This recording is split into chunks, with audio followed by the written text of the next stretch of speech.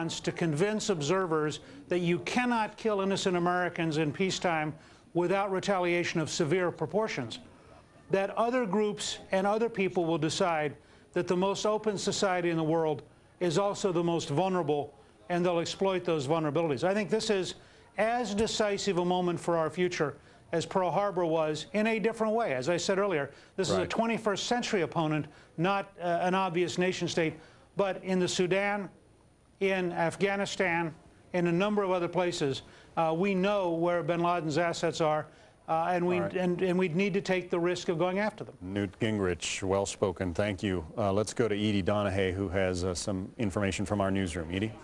Good morning, John. The target this morning is America, the enemy at this point unknown.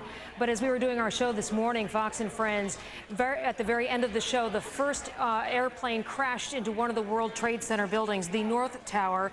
That apparently was American Airlines number 11 from Boston to L.A. It had been hijacked, apparently 92 people on board. Just minutes after that, within 10 minutes or so, the second World Trade Center tower was attacked. That the South Tower, that apparently was a 757, another American Airlines flight, they believe, from Dulles to Los Angeles.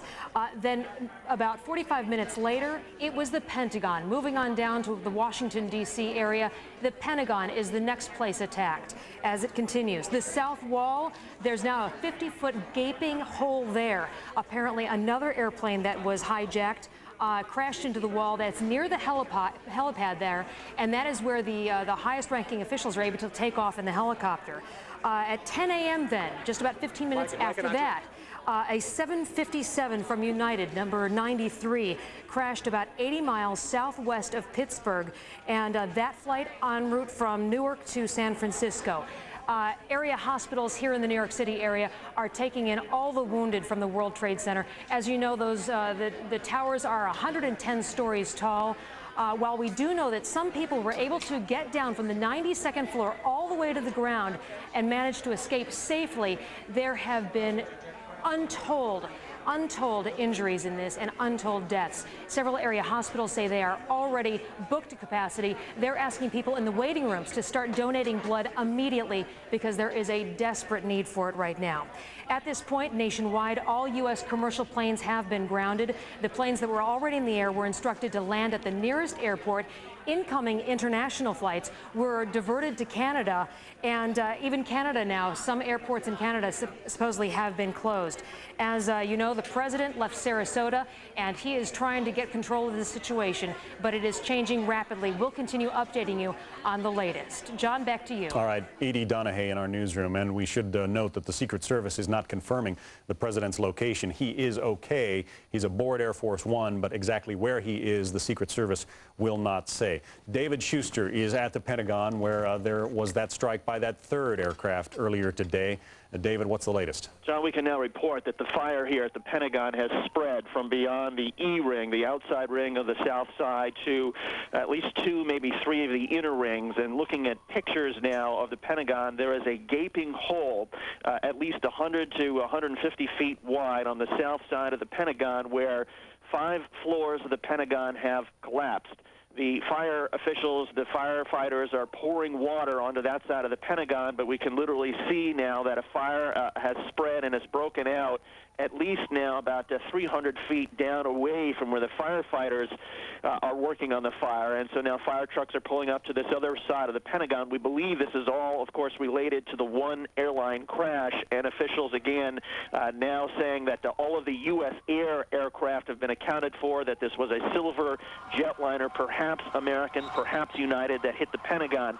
But again, the news from here is that the fire at the Pentagon is still out of control. Smoke is still billowing off of the roof from some of the inner rings now at the Pentagon, and the fire has also spread along some of the outer rings, spreading from the south side towards the north side. Our office in the Pentagon is actually in the north side on the E ring, and we can now see smoke coming not only from to our left down the hallways, but also to our right, and smoke still pretty thick. So this fire at the Pentagon still out of control. And literally, when you remember the pictures of the Oklahoma City bombing with the Murrah building completely sort of burrowed out like a horseshoe, that's what it looks like for a part of the Pentagon, where literally there's a huge, maybe 100 feet hole, and you can actually see the offices carved out like a giant U in the side of the Pentagon. The Pentagon, of course, there's concentric rings where all the walls are connected, and now suddenly there's this giant hole and a fire that clearly has spread to some of the inner rings of the Pentagon. The Pentagon was evacuated at about 10 o'clock this morning. Some 23,000 employees cleared out. The reason that the fire uncontrolled might still be a problem is that the people who remain in the Pentagon, aside from a couple journalists here, includes officials at the National Military Command Center. They have a bunker in the basement of the Pentagon in the center of the building. Those are the officials that would coordinate a military response. Those are the officials that might coordinate the dispatch of some of the fighter jets that reporters have seen flying over New York and flying over Washington. It might at some point, I suppose, become a problem if the fire continues and they've got to start pouring water on the center of the Pentagon. At that point, perhaps there may become some potential problem for the officials that Let's go to David Schuster in Washington. Thank you. Let's go to Logan Airport in Washington. This is a security news conference. Logan Airport. We've closed the airport to all arriving and all departing flights. We've increased our security measures. We've shut down all the construction sites within Logan Airport, both airside and landside. And we've shut down all security checkpoints and removed all passengers who had been previously screened out into the non-secure part of the airport. We've activated our Family Assistance Center at the Hilton Hotel based upon some reports that some of these flights may have originated from Boston. We're asking the media's assistance to notify any family members that may have had families flying on those flights that we've had various reports on to call these following numbers. American Airlines, 800-245-0999. Secondly, family members can call a Massport number, 617-568-3100. We've also urging people not to come to the airport at this point in time. We've increased the shuttle buses from the terminals to the MBTA Blue Line stop, and the MBTA has increased the frequency of subway transportation. We are in close communication with the FAA, the FBI, State Police, Commonwealth of Massachusetts. And that's all I have right now. Joe, you've got to tell us more about these planes that left this morning. What flights do you have reports on? The flights, I cannot confirm or deny any flight numbers because I have not received official notification on any flight numbers. So how can we get people to call In. these numbers? So it'll be everybody who's got a flight. Okay, I do believe several of the media outlets are broadcasting several flight numbers. I believe they broadcast flight number 11, American Airlines. Is there a second flight out of Boston Involved? involved in this? I don't know at this point in time. Were the passengers hijacked? I cannot confirm that. Has the airport accounted for all outbound flights? That's outside of the scope of the airport's responsibility. We're leaving it up to the FAA to conduct that activity. Joe, what is the code? Joe, what is the code Fort Knox? We have reports of employees screaming Fort Knox around the airport at the time that the planes went into the World Trade Center. I don't know what that means. Doesn't mean have any connotation here at Logan Airport. With the planes that are flying in here, are they being rerouted somewhere else? Aircraft were flying into Logan Airport. We did take some arrivals, but now since the airport is shut down, these flights will be diverted to Canada. They're not taking flights either with you. Are you screening passengers who were let off their airplanes to the terminal because you could remove them to another area? Remove them for another area, yes. Where are they now and what are they doing? They're being directed to seek either public transportation or their own transportation out of the airport. Was there a screening process going on before they were removed? Leaving the airport? No. How long do you anticipate that the airport to be closed? It's indefinite at this time. We're just We'll be meeting with the FAA. We'll be conducting an analysis of our intelligence that we have. We'll make a determination later on this afternoon. Pardon me? All right, that is the situation at Logan Airport in Boston. One of these planes that was apparently used in a hijacking that then slammed into the World Trade Center. Both towers of the World Trade Center are gone after being attacked apparently by two separate hijacked planes. One of those planes, an American Airlines flight from Boston to Los Angeles. In the meantime, folks, we should tell you that United Airlines is saying it is concerned about Flight 175, that also a flight from Boston to Los Angeles. There is no word on what has happened to that plane. It was due in L.A. at 11:16 Pacific time, and a spokesman for United Airlines would not say if they know where that flight is. They are working with the FAA on it, so there is the possibility that we may not be done yet. This after two airplanes smashed into and eventually obliterated the World Trade Center, and another smashed into the Pentagon. All of those buildings still disastrously involved in flames. All right, the Speaker of the House, Dennis Hastert, and Senate Majority Leader Trent Lott have been taken to safe locations. Minority Leader, I should say. President Bush is also safe aboard Air Force One. The Secret Service will not say where he is for obvious security concerns. We're quite confident that when the president gets a chance, he will be making some kind of statement. But the president is safe. The Secret Service is simply not saying where he is.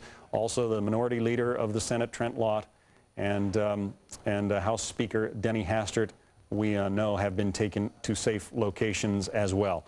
Let's get an update on the situation in Manhattan. Molly Falconer is at St. Vincent's Hospital. Clearly there have been perhaps thousands of casualties today when those two towers came down. Molly, what can you tell us? John, this is a hospital under siege. This block is under siege. Police have got the entire area blocked off with what looks like police barriers. So far, we have about 152 people who have come into this hospital. People are out in... We lost communications with Molly Falconer. You can understand why. It is a chaotic day, and many of this city's and this nation's communications infrastructure, satellite dishes, television towers, and so forth were located on top of the World Trade Center. And the World Trade Center, both towers are essentially gone now, a smoking pile of rubble. As you can see, that smoke column still billowing out of lower Manhattan. Rick Leventhal was in downtown Manhattan when the buildings came down and has an update for us from lower Manhattan. Rick? Well, John, we're on Church Street at Reed Street, for those of you familiar with lower Manhattan, just a few blocks away from World Trade. Still thick black smoke billowing from the scene where both towers collapsed. Again, just a few blocks away from us. We were standing out here on Church Street when both towers came tumbling down. And each time there was a huge cloud of smoke and debris that came roaring down this street, and everyone literally ran for their lives. At this point, the police have been efforting to establish a perimeter. They're trying to keep people back and make sure that no one interferes with their job, which is to try and secure the area and then get inside that World Trade Center rubble to see whether or not they can locate any survivors who may have been inside the building or just outside the building when it came tumbling down. We want to bring in Mark Walsh, who's a freelancer for Fox. You live just a few blocks away and witnessed. Dude, I live on the 43rd floor of a building, which is 5 blocks from the World Trade Center itself. I witnessed the entire thing from beginning to end. People talk about how it looked like a movie. I know when I came walking down here early this morning and saw both towers on fire and people on every street corner, it was like a movie. But you watched the planes hit the towers. I was watching with my roommate. It was approximately several minutes after the first plane had hit. I saw this plane come out of nowhere and just ream right into the side of the Twin Tower, exploding through the other side. And then I witnessed both towers collapse, one first and then the second, mostly due to structural failure because the fire was just too intense. Obviously, there were a lot of people inside the buildings at the time. Two guys from the 7th precinct, the 1st precinct, the fire department right here, the 7th truck, those guys are all right there at ground zero when those things went down. And God bless, I know there's a lot of guys there that were around there, and hopefully they made it out.